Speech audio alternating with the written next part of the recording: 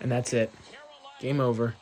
North Carolina 71, Virginia 63. Carolina beats the number 6 team in the country at home. A must-win game, and they get it. Where do we even start? Blue box for Pete Nance, obviously. Second best game as a Tar Heel for him.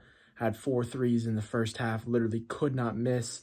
In the second half, he decided to beat Dikembe Mutombo and block every single shot that Virginia tried. That might be a bit of an exaggeration, but great game from Pete Nance. Reputation-saving game for Pete Nance in terms of how he appears for the Carolina fans. Just an overall great game for him. So I'm going to give him a blue box. Second blue box of the season goes to Pete. Green box for RJ Davis. Absolute beast. Late in the second half, he had 14 points, 10 rebounds. I'm not sure what he finished with, but he was everywhere, especially in the first half.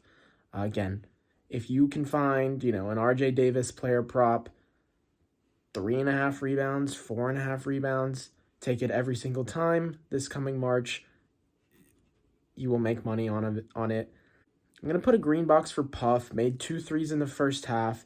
Had some defensive lapses, not switching on the right player. Left some people open in the first half. But just effort was always there. In the second half, I don't think he scored at all, or definitely not as much. Missed an open 3, but he's our 6th man. And that's clear to see. And if Armando's in foul trouble like he was today, you bring in Puff. And I don't know, if his shooting is on, it just opens up a whole nother dimension to the Carolina offense. Fourth box is actually going to be a yellow. It's going to kind of be like a combined yellow for both subs and theme of like stagnation and the offensive sets. Let's start with the subs. I know I just gave Puff a green, but like I said, he had some defensive lapses, as well as Jalen Washington.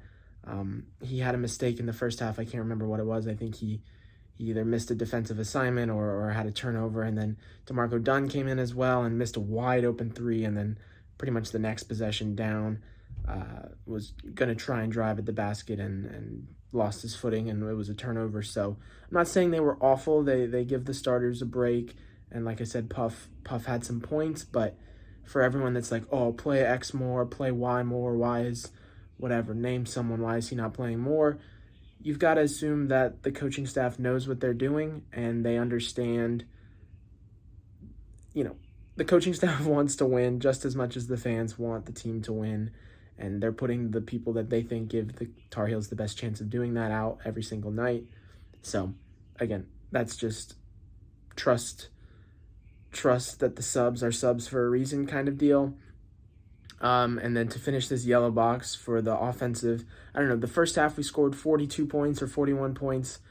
Game against Notre Dame on Wednesday, we only scored 19, right? So obviously we have that in our repertoire, in our bag, but then in the second half, did we finish with maybe 30 points? So just felt at times in the second half like the shots weren't falling as much, the cuts were not there, the intensity wasn't there. There would be long stretches without a field goal, and then we were kind of getting bailed out towards the end with some free throws and stuff. So still not quite perfect on the offensive end, and I honestly don't know if this team will ever be perfect on the offensive end. But the second half against Notre Dame and the first half here against Virginia proved that we still can put the ball in the basket at times, which is very refreshing after a pretty tough February. And then to wrap this video up, could give a box to our defensive intensity, just defense in general. I thought Caleb was great on ball defense. Pete, of course, like we said, with some blocks, and Leaky, of course, was everywhere. But I'm actually going to give this box to the coaching staff, a green box for Hubert Davis and company. They're hearing a lot of noise, some justified, some not. As we kind of touched on with how they're using their subs, let's trust them, right? We got to assume, again, that they want the best for this team and that they are trying. And I understand even today the offensive sets don't look great at times, but it's going to be a green box for, again, navigating 18 to 22-year-olds with all of this pressure and all of this negative energy that's been surrounding this team over a really tough month. and coming out in a must-win game against the number 6 team in the country and pulling out a spectacular first half and a decent game overall that got us the victory. So green box for that. You know, had to win this game, must-win game. Boys got it done. Pete Nance, again, sensational. On to Florida State on Monday night, who did the impossible coming back against Miami. Not that it's impossible to beat Miami, but you should go ahead and look at that play-by-play report on ESPN if you have a chance today. Pretty incredible comeback. So got to take care of business there. And then next Saturday is Duke. Try and make it 3 Saturday games in a row at the Dean Dome where Carolina beats a good opponent. Clemson 2 weeks ago, Virginia tonight, and then Duke a week from today.